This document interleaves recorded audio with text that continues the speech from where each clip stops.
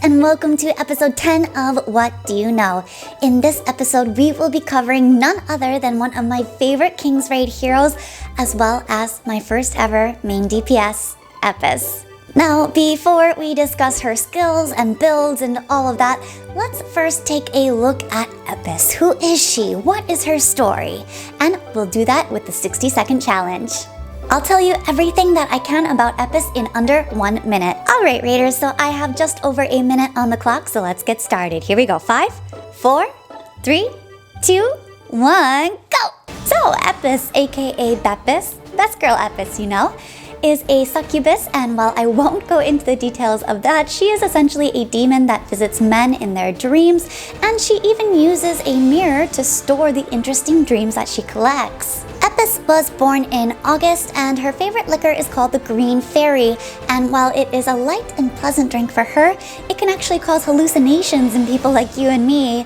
I don't think I'd be up for trying that, would you?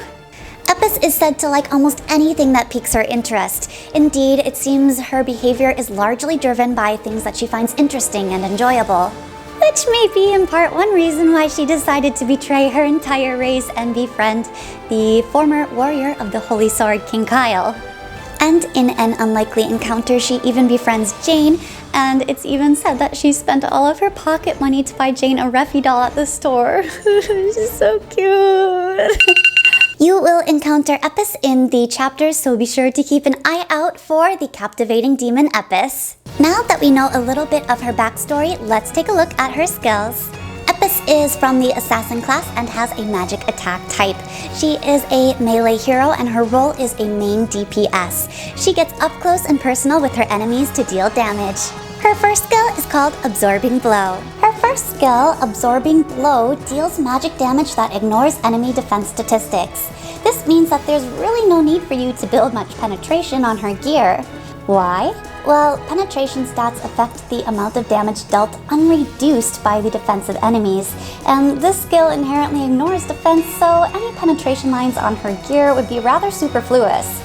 Furthermore, 25% of her damage dealt will be restored as HP. As a melee hero that is on the front line, she is susceptible to damage. That's why it's nice to have some self-sustaining HP restoration via this skill. Her second skill is called Nightmare. This skill teleports her to the enemy's backline and deals damage to the furthest enemy target. The enemies hit take 30% increased magic damage for 10 seconds. The backline is where the most vulnerable heroes tend to be positioned, so attacking the weakest link, often a long-range DPS or a support hero, could be very effective in battle, reducing the enemy's chance at survival. Her third skill is called Devil's Prom. Devil's Prom deals magic damage to all enemies in range. That means that this is an AoE skill. She will become immune to CC while using this skill, which may be particularly useful in the arena and prevents her from falling under the influence of controlling effects. Notice that her third enhancement for the skill also heals 25% of damage dealt as HP, which is another method of self-sustain. Because of this, most raiders recommend not using any lifesteal lines on her gear if you can avoid it. Now let's discuss her fourth skill, also known as her passive.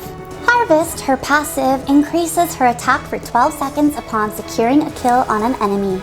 This also reduces all of her skill cooldowns by 30%. Indeed, Epis is a well-rounded hero that might be a suitable choice for beginners until they can acquire more heroes to specialize in particular content.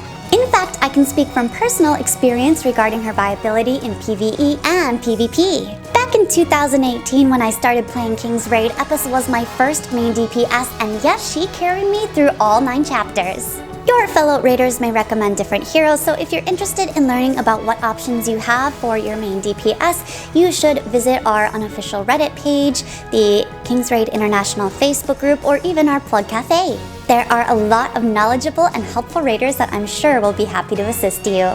I've used her in the Tower of Challenge, the Tower of Ordeals, the Stockade, the Arena, Central Orville events, Challenge Raid, Guild Raid, and oh gosh, everything basically. Oh, Dragon Raid too. Just be mindful that her dive can actually cause the black dragon to spin its tail around, I've noticed, and wipe out your whole team, so be mindful of that. but she really has just been a solid choice for me. So let us know what you think about Epis in PvE content in a comment in the comment section below. So, how does Epis fare in PvP, you may ask? Epis can certainly be used in PvP, though I think raiders would recommend you to use other heroes if you're really serious about ranking up to the higher tiers. Epis's strength in PvP is diving to the enemy's backline where the most vulnerable heroes tend to be positioned. One of Epis's downsides in PvP is that she does not have any CC skills, which tend to be very helpful in the arena, and secondly, her dive to the enemy's backline actually makes her vulnerable to attack because she jumps in front of your team's tank. I've personally used her up to Diamond tier, and I have seen Royal Masters use her as well, so she is viable in PvP content with investment and a proper team composition. Here are some tactics that I've experimented with that will hopefully help you begin your PvP journey. Let's go over the first strategy. I have seen most raiders recommending the Absorbing Blow Dark Transcendence perk, which will ignore enemy block, which is very helpful in PvP, and also the Dark Transcendence perk for Nightmare. This Transcendence perk will increase the mana cost by 1, however it will activate Absorbing Blow upon use. So you can see that Epis dives to the enemy's backline where the weakest targets tend to be, usually a long-range DPS or a support hero. I did have some success with this tactic when I had Visca as a secondary tank and for crowd control on my team. However, things fell apart after I switched her out for other heroes like Shamilla or Lorraine. Epis would end up getting CC'd on the front line and take a lot of damage before she could jump to the back while waiting for her mana bar to fill up. There are ways to remedy that, however. I could give Epis Black Dragon gear, I could change out my tank. There's a lot of things that I could do in terms of team composition that might be able to help me out in that regard. For me personally, I found this strategy just to be a little bit too slow and cumbersome for my liking. But that's why I tried something a little different. Now let's go over the second strategy, which I personally use more often because it just suits my playstyle better. My strategy is really similar, however I like to take the Nightmare Light Transcendence perk instead. This Transcendence perk will reduce the mana cost of her second skill by 1. Literally, it will only cost you 1 mana to use. Now, this means that she can use her second skill more quickly, and I've also equipped Soul Spring Water as an artifact on her. This will grant her additional mana at the start of a battle, so she can almost instantaneously dive to the enemy's backline. I've set up my team where Laius is my mana battery, so as soon as she uses her third skill, Festival of the Flow, it'll grant Epis a wealth of mana. This will allow me to use Epis's third skill, Devil's Prom, relatively quickly. Epis's third skill is high in mana cost, but it does grant her CC immunity, so that's why I prefer to use it over her first skill.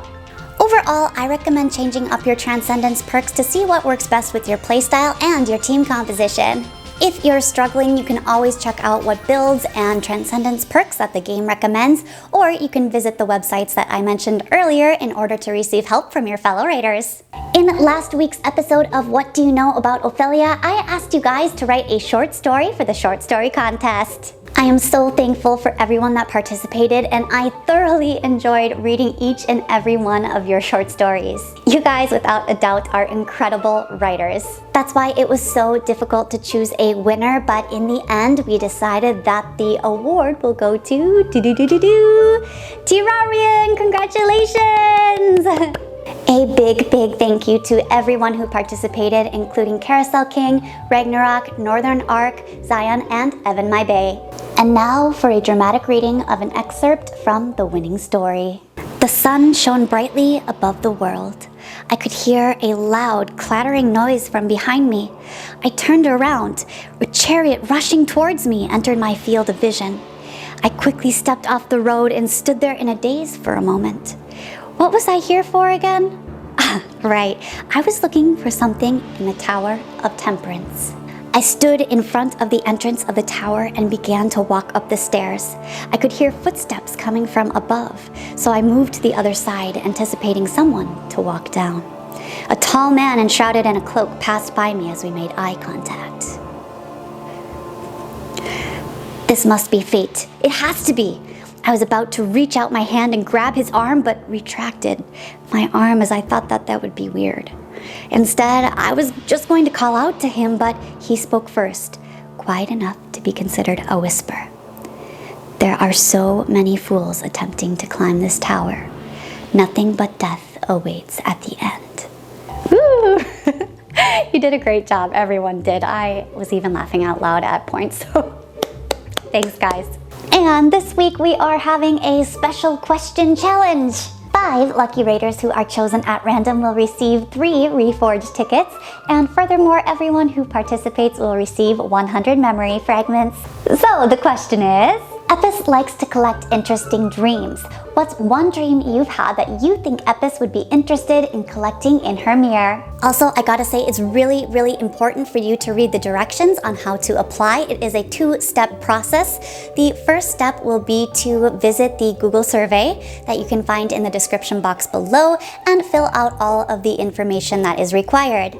The second step will be to come back to this YouTube channel and fill out the entry form that, again, you can find in the description box below. Unfortunately, if you do not follow the directions on how to enter, your entry will be disqualified. Well, Raiders, did you enjoy this beginner's guide on Epis?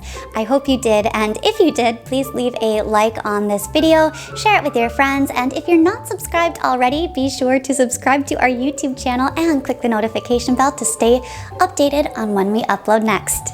This was your girl CM Frey signing off. It's a pleasure as always, my lovely Raiders. Mwah! I'll see you next time. Bye!